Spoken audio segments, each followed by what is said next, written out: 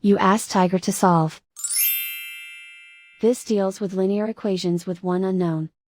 The final result is x equals 5. Let's solve it step by step.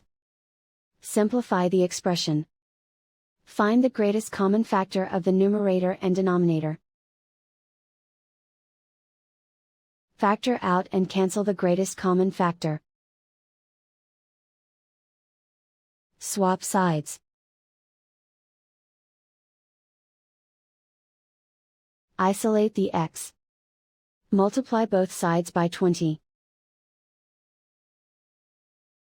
Group like terms. Multiply the coefficients. Simplify the fraction. Multiply the fractions. Find the greatest common factor of the numerator and denominator. Factor out and cancel the greatest common factor. And so the final result is x equals 5.